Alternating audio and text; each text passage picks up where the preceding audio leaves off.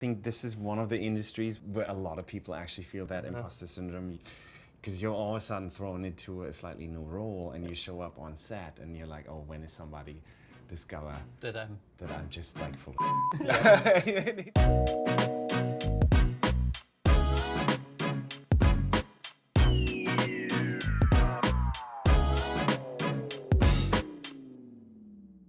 Beautiful. Okay, so I'll pick this up. Yeah, and then we're just gonna let this play out the way it goes. Okay. Yeah. Okay, Yeah. All right, cool. Okay, so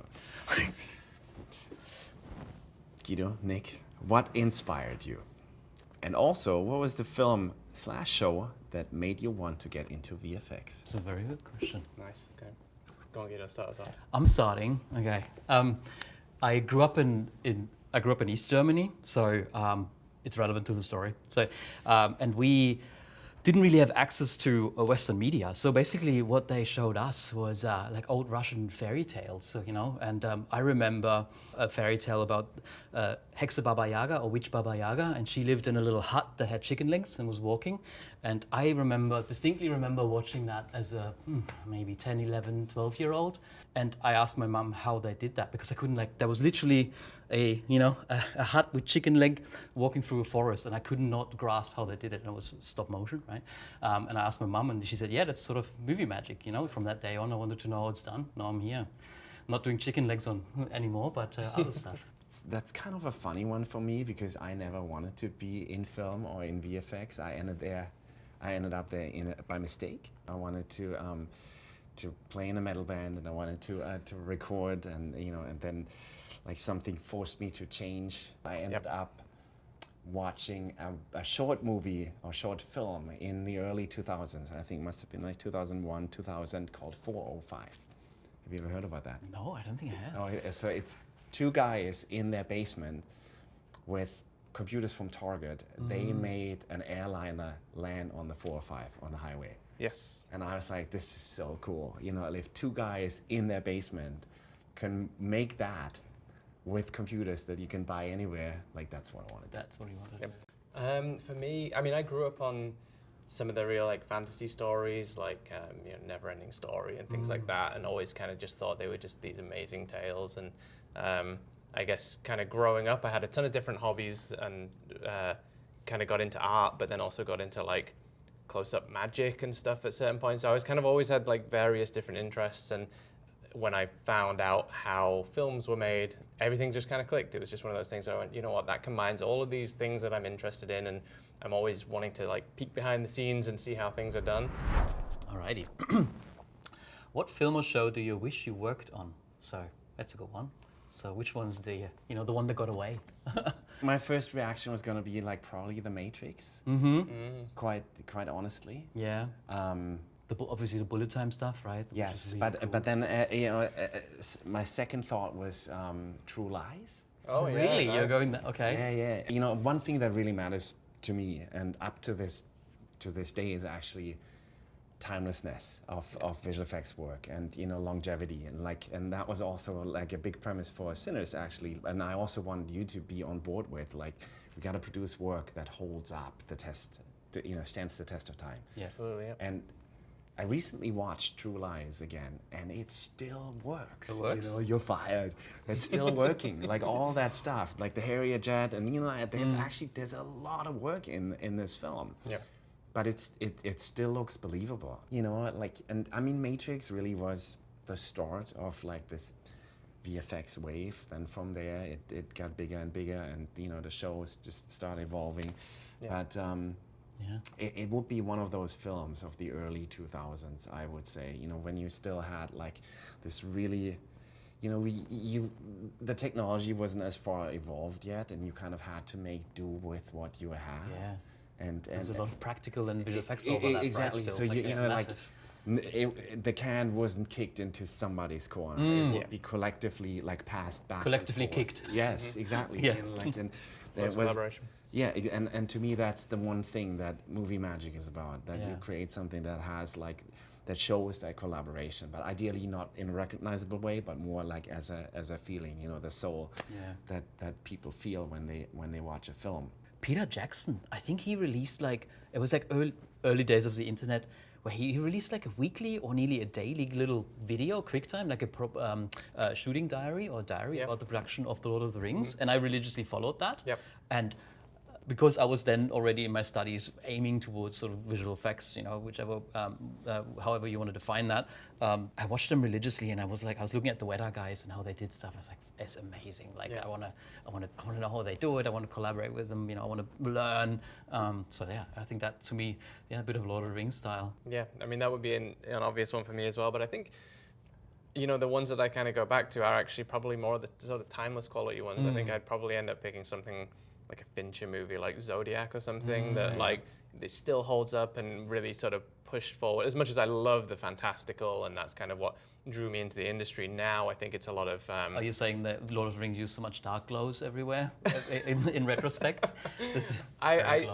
Yeah, I mean it is, not so much as The Hobbit, but I think some of those... that felt like they were pushing the technology forward. Matrix would have been that as well, but where you kind of felt like I haven't seen something that's done this well, to the point where I always kind of feel like the ultimate compliment is when just nobody knows that you've even been involved. And as much as I can be thankless sometimes, just matching that absolute last pixel quality, I think it's often the mark of the most successful work that we do. So yeah, I'd probably pick something like a Zodiac or Fight Club, that type of movie. I like that. Speaking of, no one sees the work. I remember Ryan asking us at the very end after we delivered the last shot, which actually may have been your train shot. Right. Not quite sure, but it may have been. And we said, okay, this is it. We're done. And then, he stood up and clapped and was like, thank you so much. And then he asked right away, how do you want me to talk about the visual effects work in this film? Yeah. And James and I, my producer, and I, we both said, like, what do you mean? Which VFX? Like, there are no VFX in this film. Yeah. And he was just like, yes. But I concur. Ideally, it's as if we just blend into the frame whenever there. And hopefully Sinners stands that test of time. We'll exactly. see, right? Exactly, yeah. When I started seeing first plates and everything, the juke joint, and I was like, I was amazed how much set they actually built, because we are sort of unfortunately have gotten used to seeing, not many sets, so a lot of blue chroma screens really, and then even the set that's built sometimes has been thrown away completely, and the only thing you keep is the actor. Whereas on Sinners, in most cases that was not the case. Like it was leaned heavily on that intersection between practical and visual effects, which was great. What was your first job in the industry? And Michael, you should go first. In 2003, working at a music video production company in Nuremberg. You were kind of doing everything at the time. You would go on set, you would work as a loader, and actually run 16mm film into the magazines for the RESR3. That was probably the last and first time that I ever loaded film magazines. Right. And then you'd drive to RE and get it, telecine it, and come back, and the colors looked amazing, which is what we thought at the time. And then from there, I remember one of the DPs who was shooting music videos got hired for a high-speed shoot for explosion elements, and I asked if I could come along, and then I met somebody from Scanline on set, and they were like, hey, you should come work for us because we're going to do like this kind of Star Wars parody, and we need more people. And that was like the first time really working in VFX. Yeah, nice. This is nearly a bit similar to you. I came from an audio background as well. I was a DJ once, put that in air quote, very successful clearly. And I started studying media arts and design. I have a master in Germany, and basically wanted to go into audio and started with radio and everything. And then I was like, oh, someone told me that you can make it snow in After Effects back in the day. And I was like, we're talking the year 2000 and year 2001. And I'm like, what? You can make it snow or rain? And I'm like, I want to know how to do that. And then, dove into that, and then it evolved from there. We were really lucky. We had like 3 flames set up at university. Wow. And like properly maintained and big machines, and no one knew how to use them. So we did. We made a small movie on it and submitted it, and we got back then it was discrete company, different company that was owning Flame and the software, and they gave us a workshop for a week in München, in Munich. So yeah, and that's when sort of that kicked off the whole, node-based compositing and everything. And then since then it's been Nuke, of course, for us. I mean, mine feels boring by comparison. It's I kind of was headed towards probably a career in law because that's just when you don't know what you want to do and it seems like a cool job that pays well, and so it was one of those things that I kind of finished my studies and went and picked up my grades, and I think it was around the time that the Lord of the Rings films had released, and I'd kind of gotten a little bit of an interest in film, and so that was the point where I picked up my grades and passed everything that I needed to pass, and then had to have a conversation in the car with my mum that like, hey, I've got a slightly different plan, that maybe law isn't the thing, I've got this other idea and it's going to be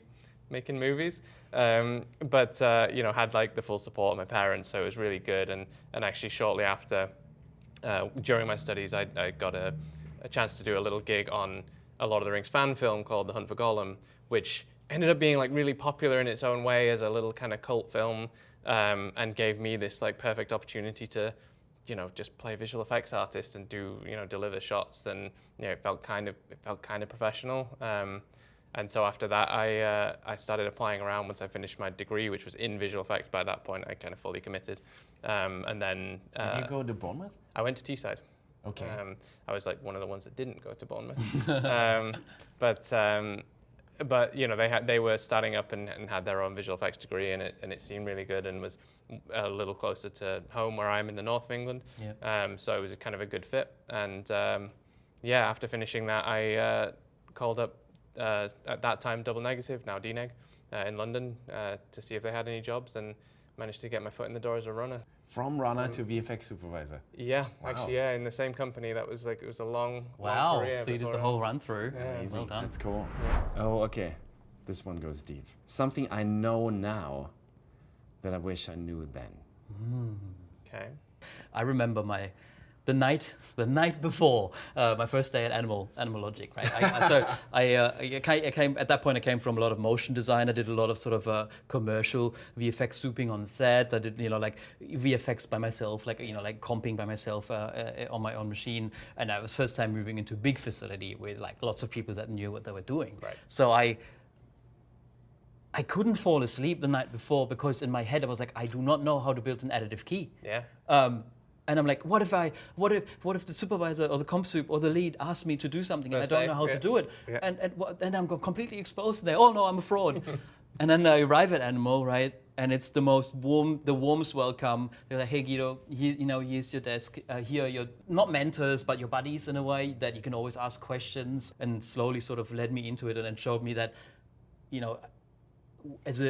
all know this now, but as a junior artist, no one expects you to do wonders, right? Like if you excel in what you're doing, great, you're going to move through the ranks really quick. But if you don't know how to do it, bring yourself, bring your personality, bring your willingness to learn to the table, right?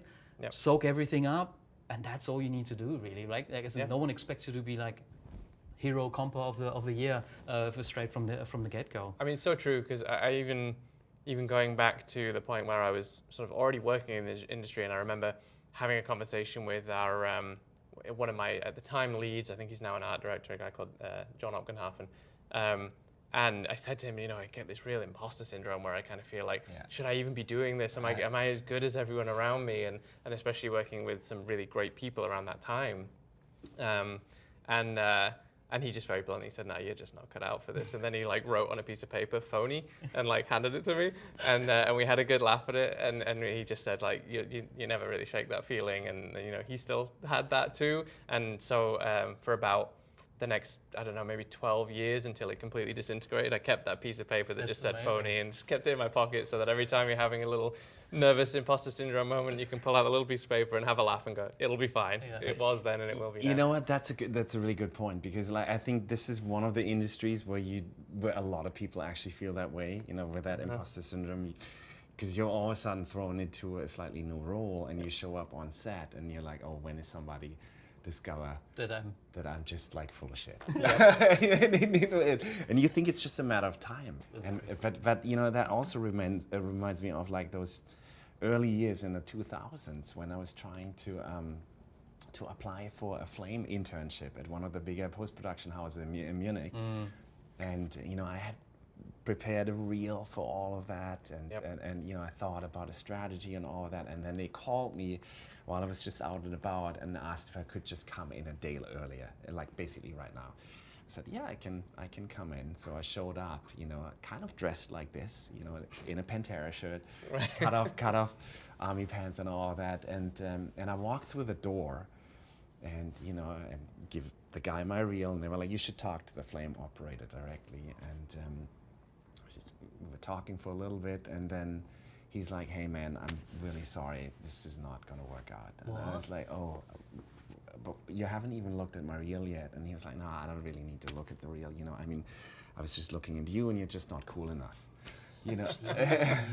And was he wearing white gloves? When no, he was, it was interesting. I was like, oh, okay. This is now where it gets a little interesting, because that was a flame guy, and after that I started at Scanline, and was using After Effects, and then I heard about Nuke, and Nuke was designed by Digital Domain as a flame killer. I was like, I want to know. I want to learn that software. So you can go back 2 years yeah, later. and then like fast forward 10 years, all of a sudden Nuke was kicking Flame's butt. And I was like, oh well, this is where we landed. But to quickly talk about what I know now that I wish I knew back then, that to me was also a little bit of like a learning curve in itself, because I mean, when I went to university, there wasn't a VFX course or class or program. Like I'm an engineer on paper. It was an engineering degree that I had, that I was going for, and it wasn't necessarily geared towards VFX. But I had a group of people who I was just like working with and did every project together with. Like one guy's now at Weta, and the other one is actually at ILM in London, and another one of that group is a animation supervisor at DreamWorks. So we basically just made it what we needed it to be, and that was one of the takeaways. If there isn't a path, then you just make your own path to some degree. And then what we started learning back then is like everyone was like, you need the technical and the creative, right? And you kind of have to develop both skills 50-50. And then at some point you start stepping into a leadership role, and then you're like, oh, actually there's a third component, which is like the social aspect, and you like managing just what people call people skills or soft skills, and how to manage and all of that. So now you have these three cornerstones or components that create a leadership role. And then what I learned as I was working more with directors and going on set and also working with teams and all of that, is there's actually a fourth component, which is, I think, drastically undervalued, and that's emotional intelligence. There's an actual emotional component where you go, like, how do I motivate a team? How do I get, like a groove going so that people actually, that we go for like this common goal?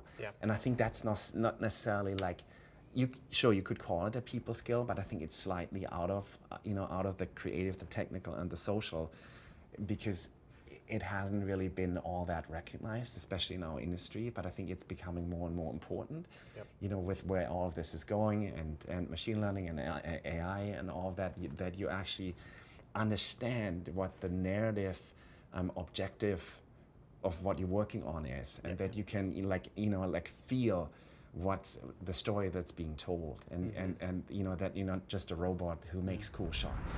What's one thing you tell people in VFX to worry about less? I don't know. Don't get intimidated by supervision. I think that's another thing. Like we were talking about dailies earlier, how presenting in dailies and presenting your work is a very important aspect of being an artist, and not because the supervisors want to sit there and just want to listen to you and want to get everything served to them. It's because we need to make informed calls as to what to comment on. Right? If a shot comes up, then you want to say, hey, done the sky, done the background. Don't worry about the foreground yet. And we're still working on that. And then be like, cool. All right, we know what's going on. Let's talk about the sky and the clouds and so on and so forth. I personally try to keep dailies as it's a flat hierarchy, if you want to call it that. It's a dialogue, right? It's not like me giving notes, you executing the notes, and then showing something back to me. It's more like, hey, that's the problem. Let's talk about it. I believe we could go this way. What do you think? And then sometimes, like most often, right? You guys know best. Sometimes, as a compa or as an artist, you've tried something and it looked crap, right? But your first instinct without having done it is like, hey, can you try this? And then, if you're an artist that has sort of confidence and you hopefully also set the right sort of parameters within dailies, the artist says, no, I've tried that and it looked actually not good. I trust that opinion because you're here to help. We both have the same goal, and we want to collaborate on it. And if you bring problem solving to the table and try to solve something instead of me just giving unidirectional notes to you, that's amazing. I could not agree more, man. Like absolutely, fully second that. Like don't worry about speaking up. Like we want to encourage you to like present your ideas, and that's something that I actually learned at ILM in San Francisco from John Knoll. He would run daily session, and everyone was welcome, and everyone was welcome to speak up. No one ever claimed to have all the solutions or the best ideas or whatever. And ILM champions that mentality absolutely. Still, like it's very much present. Absolutely, like whatever makes the shot better, like bring it up. And don't hesitate to speak up and present what you think makes your shot better. And even as far as presenting something that doesn't work, I think is fine. If you present it that way and upfront say, hey, I did this thing, I don't think it works, but I wanted to show you just to discuss, next steps, even if it's just because you've done what you think was being asked for and you just want to kind of get it out there and put it on the table and have a conversation, and I firmly believe that you learn more from your failures than you do your successes, if you want to call it failures. But I think that kind of experimentation is never really a failure because you rule things out, and you often get to a solution faster by kind of ruling things out and helping others to grow from what isn't working than you do from just, if you're just a hotshot that nails it first time. Sometimes everyone else is just like, wow, they're just great. I don't know what they did that just made everything they do looks great. And actually it can be just maybe those people just fail fast. Maybe it is that. And I think that's another thing, like just like you said, rule out whatever isn't working, fail fast, and then pivot and try something else. But don't try to like hammer down like a specific path. Speaking of, because I wanted to ask you that question, intimidation and being, because you've been like on fairly big sets, right? So with Sinners and Wakanda, and like the stuff you're asking the crew to do on the day is not trivial, right? Like in regards to timeline, you have exposing yourself, hundreds or 100 people depending on, not depending on you, but like being affected by what you're asking for. How do you deal with that pressure? Because that's something I think about when I saw all the, all the stuff coming in for Sinners. I'm like, great, it's great to have that, but how do you wrangle like? To me, this is all about relationships. This is about like winning people's trust. And then like being consistent, and consistency is actually one of probably the most important things on set. Consistency and predictability. And I learned that the hard way. The one thing that, for instance, an AD doesn't want to hear during an active shoot day is, hey, wouldn't it be cool if we did this? Yeah, cool, yeah. Like no one wants to hear the wouldn't it be cool? This, hey, yes, because that all of a sudden makes you completely unpredictable and inconsistent. So what you actually need to do, at least that's what I think works best, is the real work happens during prep. Yeah, okay. Where you like talk through everything that you think. That's where you play out your scenarios. You plan as well. You plan as good as you can, and you talk through everything that you think needs to happen, and you basically prepare and prime everyone for the stuff you need, and like not only in terms of like what you need, but also how we're gonna do that, and what the potential impacts on like time and other things. Is there special equipment needed or whatever it is? You need to talk to people early on, because ideally you want to get yourself into a position that when you're on the shoot, when all of this is going down, you can just let them do whatever they need to do, and like the AD already has your back. And I remember people can that predict what you would say in your absence and all. Exactly, and and that predictability is also something that really works in post. I mean, I remember saying that to some of our coordinators where like ideally you get to a point where you already know what I'm gonna say. Yeah. And I remember that we had like two fantastic coordinators, Will Townsend and Jana Waltman, and they would just open like your guys' delivery, go like, oh, you're not gonna like that, but I think this is actually really cool, and like that's where the real work is, and that's where these emotional intelligence things really kick in, where you try to put yourself into somebody else's head, like, oh, what does this mean for Ryan? And and on Sinners I learned a lot about what it means to be an actor, and I didn't really understand that going into the project. I remember as Ryan was telling me several times, man, you can't ask him that, and I was like, why not? It's can he, like, if we can he just put the other hat on and play the other twin? And it's like, no, he's an actor. It's a process to like get into the mindset of playing the other person. And he needs the right costume, the right makeup, and the right components that yes, it's a thing, and it takes a moment, and like that's the one thing that I didn't understand, even though we had prepared like all the other stuff, the techno dolly was ready to go, and like we talked about like the halo rig and the foxtrot and all the other things that we needed. I thought we had figured out everything, but I hadn't figured it or factored in this one thing that was probably the most crucial aspect. The main guy in cab that you're actually shooting. It's funny, tunnel vision, right? Like it's like that happens to artists as well sometimes, right? Like I have compass on a show or artists on a show that go like, I have nailed this particular wave crashing at the beach, and then the shots like there's like a massive tanker in the background that needed to be removed or whatever, and you're like, well, great, thank you, great wave. Can we fix all the other 5 things in the image? But stepping back, right? Like stepping back and thinking about the whole, and accepting that or like actually opening yourself up to the fact that you don't know everything,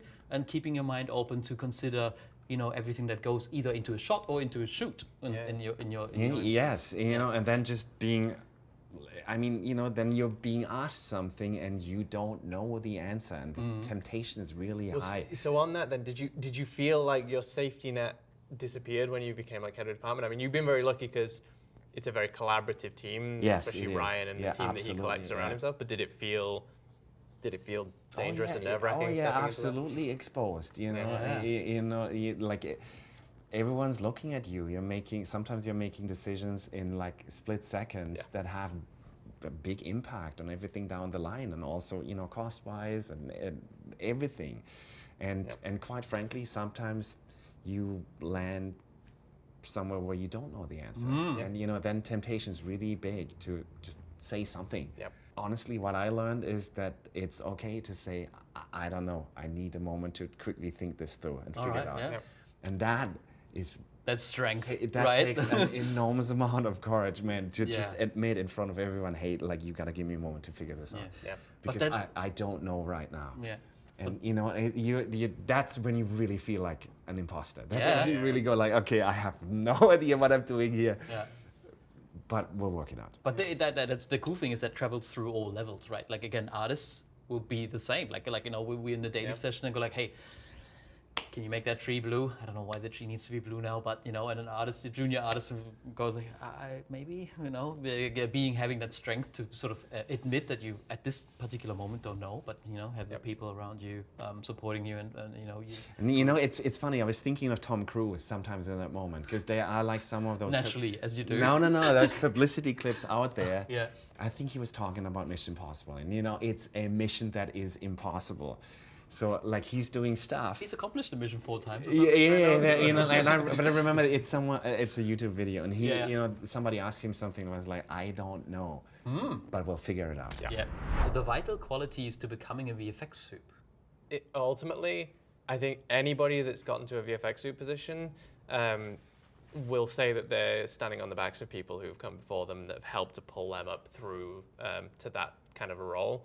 I don't think anybody just arrives there on their own. No. And we've all had like those kind of mentors that have pushed us forward, and it's whether that's like in a kind of gentle way of like, hey, I feel like you've really ready for the next step up, even if you don't feel like it yourself, or whether it's in a much more sort of hardcore bootcamp style way where they're really drilling you on, you know, this needs to be better, this needs to be better, this needs to be better, and trying to sort of progress your skill set. But I think, you know, you have to sort of give credit to the people that have come before that have helped you to progress through to that opportunity. And then I think then it becomes our responsibility to pass that on to other people and make sure that we don't sort of ring fence that kind of opportunity for others as well, and try and help keep that progression coming. Because I think, you know, ultimately you want new ideas in those sorts of roles. You want people to come with like a slightly different thought process on something, and it's easy to get stuck in the old ways if people aren't sort of progressing through. And so, yeah, I think for me it would probably be that, just trying to sort of make sure that we give credit to the people that have helped us, and then offer the same on. Yeah. So you're saying you haven't done it all by yourself? No, in fact, I've still got the phony in my wallet. So. I think that was a great answer, man. Like, I would have said two things: patience. Oh, you know, like that. Yeah. That to me, I'm shit at that. and that's something that I had to like almost painfully learn, because I remember also arriving at Animal Logic after 3 years at Scanline in Munich. I was packing my bags, flew to Australia, and I had a compositing supervisor. I was actually now a VFX Sup at Animal Logic. No, at ILM. I'm sorry. And I just wanted big shots. And he said, "Can I get a big shot?" And he was like, "Michael, you need to be patient." Yep. And I didn't really understand what that means. I was just like, "What do you mean patient? I can do this shit. You know, can I have a cool shot?" No. You know, and the big shots didn't come, and you know, like I was always told, you got to be patient. Being in Australia, I then learned how to surf, and all of a sudden I understood what that actually meant, because you couldn't just say, "I want a big wave now. I want a good wave now," because you have to wait until it comes, and then wait for that opportunity, you know, and then of course you're like, okay, now I want to ride it. But the thing is, you also got to learn how to ride it, because you like just patience isn't enough by itself. So I think the other quality that I think is really important is being able to learn, and you know, being able to learn, accept guidance from almost anyone. Yeah. And to go back to Sinners, actually Wakanda Forever, you know, one thing that Autumn, the DP, was telling me back then was like, you know, I don't know, you guys, you VFX folks, no one really seems to understand how I light. You know, why do you not understand? And like all I could say is like, I don't know, can you show me how you know, what do you do? Can you teach me how you light? Why? Yeah, exactly. You know, and that why can sometimes be like really like, whoa, a really powerful question. You know, like why and how. Yeah.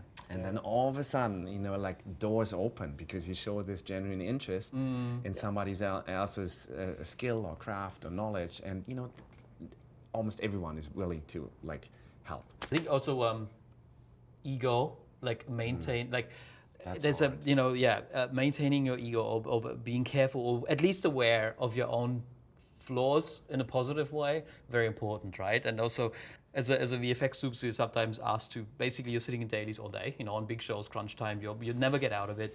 The only thing that you're being asked is make a decision, you know, a million decisions throughout the day, or 1,000, I don't know how many, but a lot. So you're getting in this modus operandi of like decision making, and you know, I was touching on that before, like just giving notes, right, in a way. Right. And you just have to sort of pull yourself out of it, go like, okay, this is a collaborative effort. I have not all the answers, and I probably never will, and I probably don't need to either. But having that, I guess a humbleness to it. And you were touching on that patience. I'm not the worst at that, but that's definitely something where I'm like, you know, if you've given a note 3 times and it just doesn't come back right, to go like not get, you know, get upset's the wrong word, but you know, get agitated about it. Like find out why. Why doesn't that note land? Well, you know what, as well, I think that humility lands sometimes when you think you know better. Oh, and yeah. then you're like, I'm just going to go dig in the background. Then suddenly like, oh yeah, this is actually much harder than I thought. Yeah, it doesn't. I can see now why it's a problem. But it can be. I think everybody has that tendency to be quick to assume that a problem is, someone's making a problem bigger than Yeah. it needs to be. And actually, sometimes that might be true. They might have got lost in the process and you have to sort of coach them through it. But other times you look at it and go, no, I was underestimating this. Like, this Yeah. is a me problem. Yeah. Tools or software you couldn't live without? Well, that one's easy. So 1, 2, 3. I have dabbled myself. Yeah, well, I honestly, Nuke is obviously daily. Like my artists always joke because I have like about 5 Nuke sessions open that are all doing different little things, and it's like, be it look depth, be it a bit of color workflow, be it a bit of that, Exactly or the same. trying out the note that I thought was a genius idea, and then actually trying it out on the shot and kind of like, that looks shit. That's a bad note to give. Yeah. So yeah, I think I honestly believe that Nuke has changed the way I think about problem solving to a degree. Like the compartmentalization, the modularness of Nuke, how I approach stuff has helped me. So yeah, that's definitely Nuke, and I guess email and communication chats is those are one of the most important ones to us. No, Nuke definitely. I have to say the same thing. Yeah, especially the marriage of 2D and 3D. That for me as a generalist, and that being my background, the power that it put into my hands as someone coming from a 2D background and trying to cross over into 3D, it was kind of game changing at that point. Sinners, your account of working on the film, how did it test you and tap into your experience? Well, for me, it was my first show joining Industrial Light Magic, which is going to be nerve-wracking. Either way. Yeah, either way. So there was a lot of pressure there. A lot of it just internal because it's got such a great management team that it was, there was always constant support. But yeah, a lot of internal pressure that I was putting on myself to make sure that succeeded as a project, and also working with you for the first time, as a client, had no sort of Partner. no preconceived ideas of how that would go, and so it was there was definitely this kind of this air of pressure that I was putting on myself. I think that was kind of the start of my experience, and especially just trying to get a handle on what this project was, because I said this to you recently over the last couple of days, that it was just kind of getting pitched this project that was kind of like a 1930s period drama with like a heist component to it, but then it's like it's all about race relations, and there's this kind of Ku Klux Klan component, but then music is the real key to the story, and then and vampires, and it's kind of like, well, hang on a second. So that was it was definitely tough to just kind of get a head around what this whole project was. But as the pieces started to fall into place, and you realize, okay, this is something special. Like there's something a little bit different about this one in terms of the collaboration, but also how high everybody was aiming, and I think the experience changed as we went along, and as we started producing images and thought, this could be something really good. Look, me coming from a comp perspective, I think the most enticing part of this project initially was the fact that it was shot on film again, right? So rewinding the clock a little bit in regards to workflows and then skill sets. And then the challenge of matching lensing, matching looks, making sure it's sort of invisible as much as it can be, and then skill and work-wise. We've developed this sort of workflow and pipeline around the face, head replacement, body replacement, twinning workflows, and being able to sort of iterate and hone those skills and apply what I've learned on the last few projects to Sinners was really cool, and I love that. And I think especially when you talk about humans, it's like when you grow up and your brain is tuned to recognize and read a human face. It's the first thing you do when you're a baby, you're born, you read your mom and your dad's face, you read emotions, you know exactly what a human face looks like.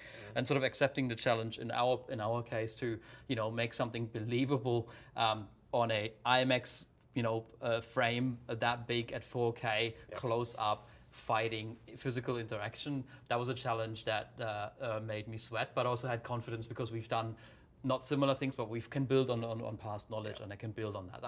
That's the aspect I love about this, is because you can always build and combine like Lego bricks together, on your skill set in the past and make something new. Yeah. Well, and those shots look phenomenal as well. Like the final result speaks for itself, and it was interesting because you had such a different task on the show to Yeah. anything that we did. Like it was a very, very different type of work. So it was actually kind of exciting for me, even just this week, seeing a lot of the work that you guys contributed. Yeah, I mean, like that, James Alexander and I, my VFX producer, that's kind of how we, cast you. Because like that's another thing that is also one of Ryan's big philosophies. You just can't. It's not only casting in front of the camera, but it's also casting the right people behind the camera. Yeah, I remember getting the first email from James to access my website, all the hidden stuff on my website. I was like, okay, these guys are doing their homework. Then. No, like we just wanted to know like who was the best Yep.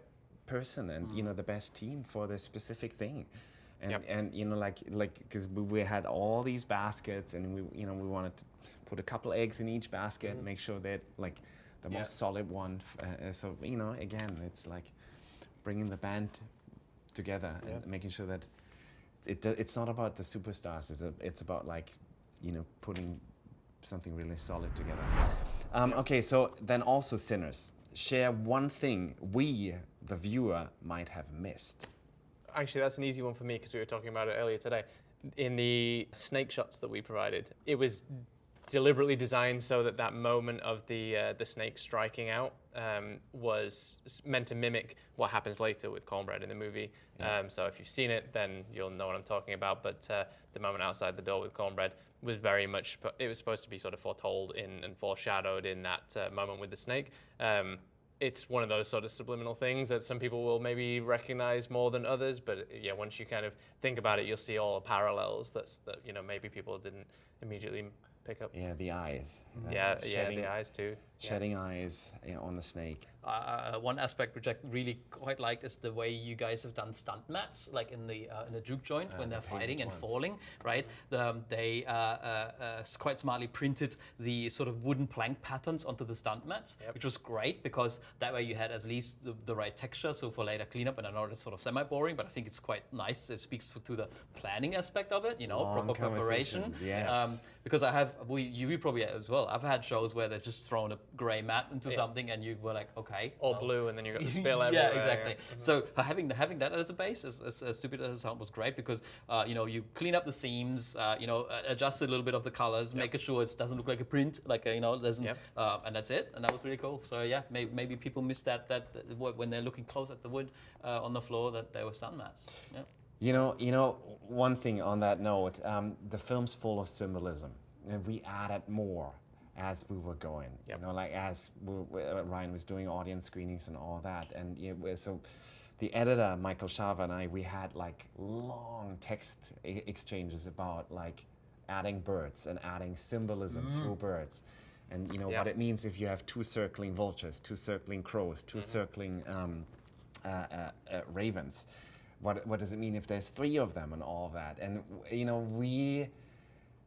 I still have text messages going on with him where we're like pointing at someone's social media where they're like, I can't believe they did this. Like this, two birds means this, and three birds means so like people are able to decipher those messages. Yeah. Okay, so then one last thing. What's one piece of advice someone gave you at the start of your career that you've carried with you? We already know. Yep. Phony. Now, what about you? Do you call him a phony? What about me? I've received no advice. I've done everything myself. I needed no help, and I've gotten to where I am now on my own accord. I've received so much advice. I think the one that I can pass on to people is that keep your ears open, keep your eyes open. See, like coming a little bit down to comp, on how to use Nuke. There are a million ways to reach a certain goal, right? Because it's node based, so you can pull a key in literally thousands of ways if you want to. But what I did, and this is actually where Michael and I come in, is I picked my mentors as a junior compa or as an evolving compa, and I was like, this guy is doing it the way that I think is right, and she is doing it the way that it's done right. So and I picked these two then, and I wasn't afraid to ask questions and go like, how do you do that, or why are you doing it that way? So being maintaining the ability to ask questions, and through every level try to pick your mentors. Like try to pick the people that you feel your wavelength are aligned. And you were touching on it, like different ways of mentorship, right? Some people push you softly into it, some people dictate. Whatever works for you, pick the ones and stick to them, and because most people in most cases will want to help you and want to. Yeah, I agree. Follow the leader. Yeah. Find a good leader. Yeah. Cool, guys. We gotta go. Yeah, right. so Thank you so much. thank you guys.